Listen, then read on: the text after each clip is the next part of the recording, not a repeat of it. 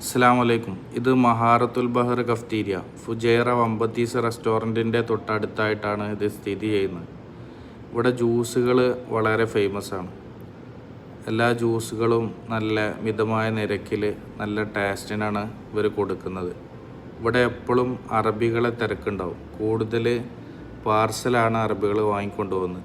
Juice, sandwich, burger, ഹസൻ മത്താർ അങ്ങനത്തെ ഐറ്റംസൊക്കെ. ഇപ്പോൾ ഇവരിവിടെ സീറ്റിംഗ് സൗകര്യം ഏർപ്പെടുത്തിയിട്ടുണ്ട്.